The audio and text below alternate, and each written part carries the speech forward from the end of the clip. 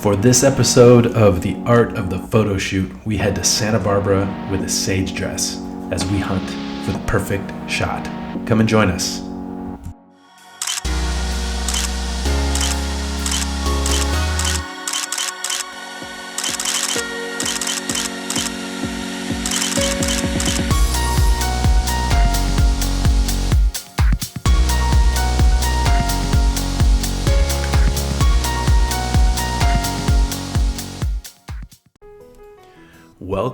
Welcome everyone. My name's Greg and this is the first video on this new channel, hopefully the first of many, where we go over the art of the photo shoot by taking one of my favorite pastimes, photography, and going to one of our favorite places, Santa Barbara, with my favorite person, my wife, and taking a bunch of awesome pictures, and then talking about what makes a good photo shoot, what goes into it, what you bring out of it, and everything in between. So this one is called Santa Barbara Sage Dress Out 2025. Had to put in the word out because there's a separate photo shoot where we're wearing this sage dress inside, and we'll call that Santa Barbara Sage Dress In for another time. But this one is Santa Barbara Sage Dress Out 2025, and we are looking at a series of photos. In fact, let's change the screen here so we can see those photos more clearly. Boom, there you go. Now, did this have to be in Santa Barbara? I suppose not. If you look at these particular pictures, I mean, really, if all you had was some bougainvillea on a road, it could have been anywhere, but it does happen to be in Santa Barbara, and we did a lot of other pictures in Santa Barbara as well. But just goes to show that if you're going for a lot of close-ups, for example, it really doesn't matter too much what your big background is if you're going to be zoomed in and focused on your subject. So for this photo shoot, we went with a Canon 5D Mark III and a 50mm fixed lens. That's this one right here in the middle. Love this lens. I'm not going to get too much into the weeds with lenses, but just know that this is a fixed lens. It doesn't zoom in or out. If you want to zoom in or out, you have to literally back up or move forward. It's a fixed lens, and the advantage of a fixed lens is usually you can have a larger aperture, which gives you a shallower depth of field, and that's what we were going for this particular photo shoot. It was a shallow depth of field where Natalie is very much in focus, and you have a nice background blur around her. So we took maybe 50 pictures here, and you know how like in baseball, if you hit 3 out of every 10 at bats, you get a hit? That's 300. Doesn't sound great, but for baseball, that's really good.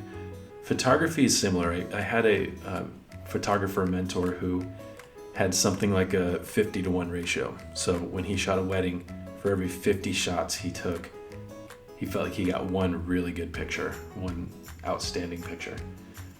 I think I'd bat a little bit better than that. It just depends on how trigger happy you are with your camera. Yeah, you're not gonna get an amazing shot every single time, but hopefully every several shots you do have one that stands out.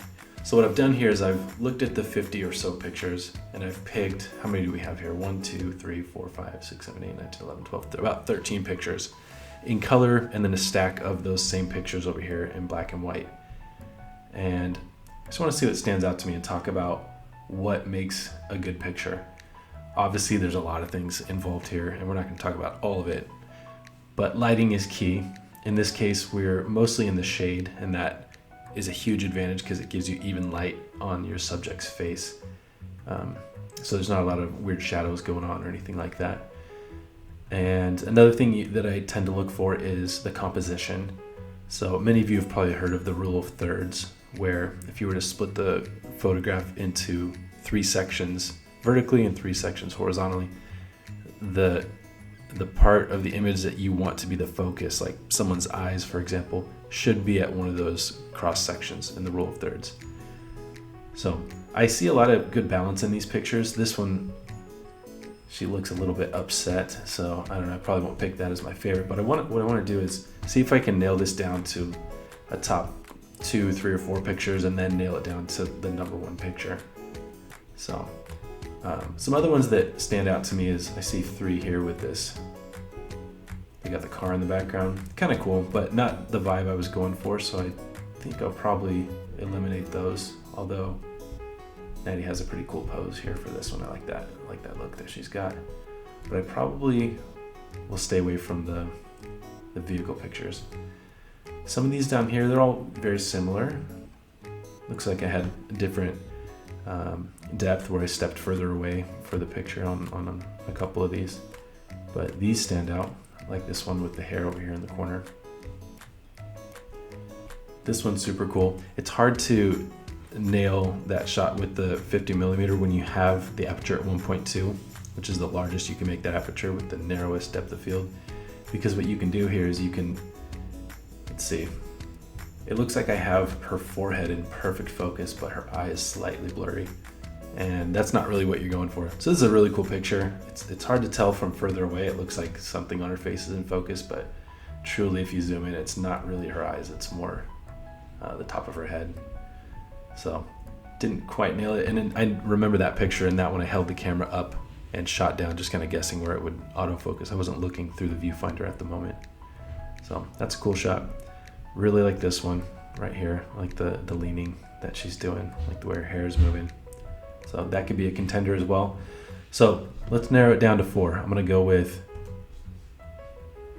these 4, and I put the black and whites next to it to see if there's anything about the black and white that's better than the color. And for me, what I look for is there something in the color that's distracting? Like for example, if you took a picture and there was an obnoxious yellow sign in the background that you didn't intend to be there, if you make it a black and white, it might not show up as much. So there's reasons to pull out the black and white instead of the color. In this case, let's look at these two. I think the colors worked fantastically in this picture. You can see the red and pink of the bougainvillea. Natalie's skin tones look really nice. I like the color better than the black and white, although the black and white's cool as well. I think I gotta say the same for this. I like how the green shapes her here. This is a very well balanced picture. I like the color better. This one, you can definitely tell there's a bright section in the background, and in the black and white you don't see it quite as much, so I think I might go with the black and white for this one. This is cool in both, but the lens flare you see here, I like seeing a little color in that. Sometimes you don't want the lens flare and you have a lens hood on your camera to avoid that. Sometimes it looks cool. I really like how this turned out. It doesn't distract from her. It's not like it's going through her face or something like that. Just gives an element of light to the picture. I really like that. So let's narrow these 4 down to, boom. Those are the top 4, in my opinion, from this photo shoot out of 50. Let's look at them a little bit bigger. And there they are. So if I had to pick a top one, for the reasons I've already discussed, I'm gonna eliminate this because it didn't quite hit with the focus. This one's pretty rad. The face she's making, I know it wouldn't be her favorite, so I'm gonna skip on that one too. It's down to these 2. These are both spectacular. Her hair's looking really nice in this picture. The focus hit perfectly on her face. There's something about this picture. I like her pose here. I know for Natalie, sometimes she notices details like this, like she's holding her glasses and her phone in her hand. And sometimes you don't want that, or even her rubber band for her hair. To me, I think it's more authentic, right? It's like she's on the road on her way somewhere. She's heading to some kind of function or something, so she's got her stuff in her hand. It's more authentic to me in that way. I love the shape of the bougainvillea around her. It flows kind of in the same direction that she's leaning. The lens flare, the road in the background. This is a spectacular shot. This has got to be number 1 for me. So there you have it. For the first episode of the Art of the Photo Shoot, we've narrowed down 50 pictures to 1, the top shot.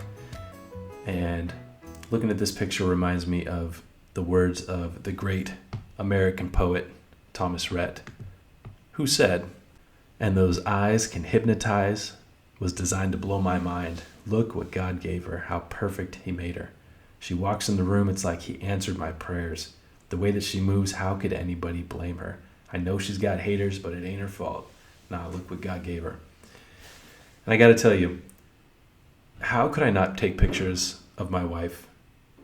She is the most beautiful girl I've ever seen, and I've been taking pictures of her for almost 20 years, and I don't see myself slowing down anytime soon. I love taking pictures for her. Hopefully this is the first video of many. Hopefully you learned a little something about photography and how to approach a photo shoot. I have a lot more to share with you in the coming videos, so if you like what you saw here, please leave a comment, like, and subscribe. I'll see you next time.